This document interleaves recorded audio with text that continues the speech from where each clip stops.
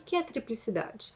Então, a gente tem fogo, terra, ar e água, mas a gente tem cardeal, fixo e imutável. Vou dar um exemplo. Áries é um signo de fogo, mas ele é um signo cardeal. Todo signo cardeal, ele inicia algo. Então, nós temos um fogo que inicia. Quais são os signos cardeais? Áries, Libra, Câncer e Capricórnio. Então, a gente tem um signo cardeal em cada elemento. Tem um no fogo, um na água, um na terra e um no ar. Então, nós temos o fogo que inicia, o ar que inicia, a terra que inicia e a água que inicia. Então, além dessa carga de emoções da água, dessa carga de sustentabilidade da terra, de mobilidade do ar, ou de iniciativa, ou de energia do fogo, temos esses elementos, a carga de iniciar, né? Tem o elemento fixo, que é aquele, um começa, outro mantém e o outro transforma. Então, as pessoas são assim, tem aquela pessoa que é impulsiva e começa, tem aquela pessoa que mantém as coisas, tem aquela pessoa que vai fazer com que as coisas mudem. E aí nós temos os signos fixos, que são terra, touro, escorpião, leão e aquário. Então nós temos os 4 elementos fixos, 4 elementos que seguram a coisa para a coisa se manter, para a coisa se criar, né, para que ela possa existir. E nós temos os 3 elementos mutáveis: os gêmeos, o virgem, o peixes e o sagitário. Então são 4 elementos: o ar, terra, fogo e água mutáveis, que são os signos de transição. São aqueles que preparam para alguma mudança. Então a gente tem, por exemplo, uma água mutável, que é peixes, né? Então, um signo que representa a mudança espiritual, por exemplo, né? Porque ele é uma água benta, como eu falei, mas ele é um processo de mudança. Então, é uma mudança emocional, uma elevação espiritual ou mesmo uma questão de emoções. Então, nós temos todas essas instâncias nos signos. E aí, o que mais que a gente pode falar de cada um? Daí a gente entra bem na questão do específico. Cada signo. Qual é a força de cada signo? Né? Chega de falar mal dos signos, né? Então, nós temos Áries. A força de Áries é iniciar. Né? Áries é o signo que rege o momento do parto, do nascimento. É bem isso. É o novo, é aparecer, é surgir, é conseguir, é abrir a porta e ir para o mundo. Áries tem essa força, essa capacidade de abrir para as coisas acontecerem. Touro é o signo que rege aquela parte do desenvolvimento humano onde a criança descobre que tem um corpo. Então, ela já nasceu, tem um corpo. Então, se ela tem um corpo, ela começa a descobrir que ela é separada dos outros, que ela é um indivíduo, que ela tem as suas coisas, que ela também é alguém. Por isso que Touro se identifica com o ter, porque ele fala muito da identidade a partir do que eu tenho. Quando é pequenininho, lá eu tenho um braço, uma perninha, né, a barriguinha, eu tenho fome, eu tenho sono. Mas conforme a gente vai crescendo, a gente vai se identificando com isso.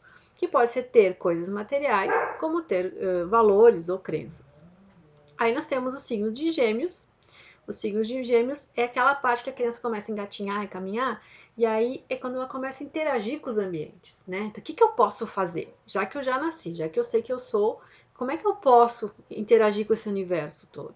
Então, os Gêmeos têm a força da interação, da capacidade de estabelecer pontes de comunicação, de estabelecer relações com as coisas, né? A gente tem o signo de Câncer, que é o momento que a gente junta tudo isso. Eu existo, eu tenho uma identidade e eu tenho uma capacidade de me relacionar, então quem eu sou? Câncer tem a força psíquica, ele é muito intuitivo.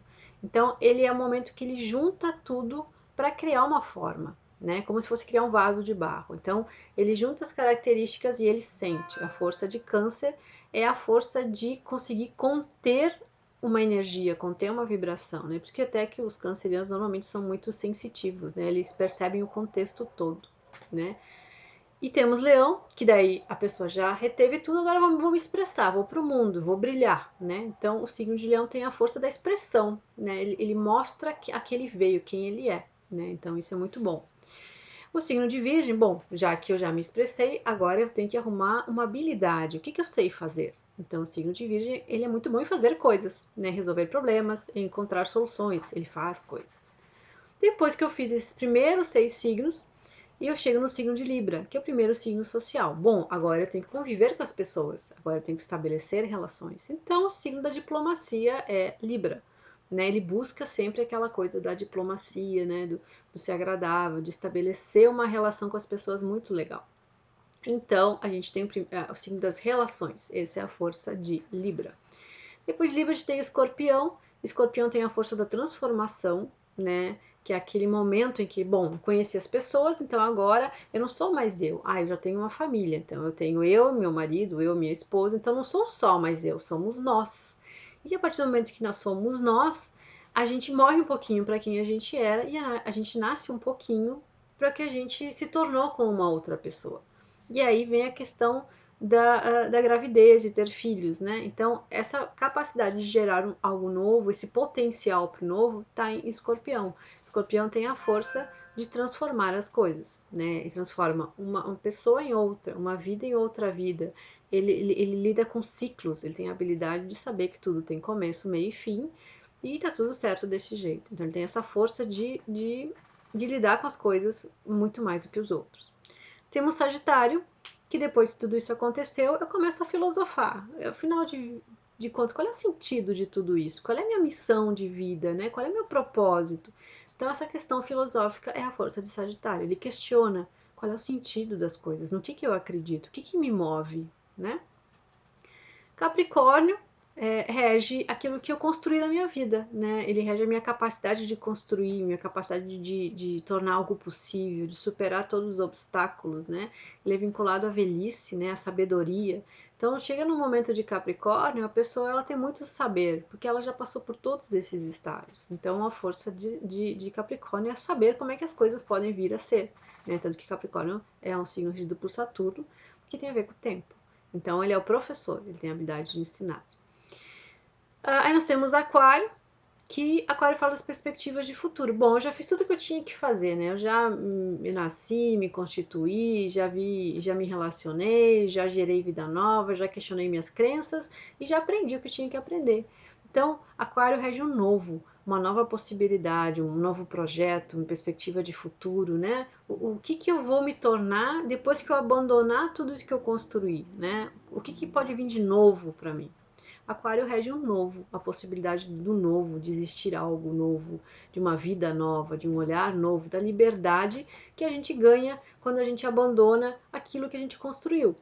Porque aquilo que a gente construiu é legal, mas também pode ser uma prisão com o tempo, né? Tanto que a gente trabalha, envelhece, se aposenta e aí começa uma vida diferente, né? E nós temos peixe que indica o final das coisas, onde tudo se mistura, onde tudo volta para o começo, para a gente conseguir tentar ter um novo potencial para nascer de novo em Áries. Então, a força de peixe está naquela coisa do não ter divisões, não ter limites, não ter julgamentos, né? Aquela questão de se misturar com tudo e com todos, né? De não ter medo de abrir mão da própria identidade, do próprio ego, né? De estar tão em paz, né? Que a gente consegue se conectar com algo maior e com todos ao mesmo tempo. Então, o peixe, ele rege um pouquinho a capacidade de desistir das coisas no sentido de não ter um apego de ego. Então, peixes rege muito a questão da sensibilidade, da arte, né? Aquela percepção de coisas maiores do que as coisas visíveis. Certo, pessoal? Então, acho que é interessante a gente ter um pouquinho de percepção sobre as coisas, sobre os signos, para a gente aprender que a astrologia não é só horóscopo, porque a astrologia não é horóscopo, gente, a astrologia é autoconhecimento. E que a gente souber um pouquinho dela, a gente pode ter a vida facilitada, a gente pode resolver muitos problemas que a gente tem, muitos sofrimentos, né? Sinceramente, eu acho que astrologia tinha que ser matéria de colégio, né? Porque a gente aprende muito sobre a gente, sobre como lidar com as nossas fraquezas, como potencializar a nossa força. A gente entende aceitar os outros, que no mínimo são 12 signos, no mínimo são 12 diferenças, né? E isso é muito importante, a gente precisa de todos, né? Porque não existe signo melhor, signo pior, existe complementos, né? Tá bom, pessoal? Então agradeço todo mundo. Fico feliz pelo interesse de vocês em astrologia e espero que vocês tenham se empoderado um pouquinho mais de vocês mesmos com essas informações que eu trouxe, tá bom? Um beijo então!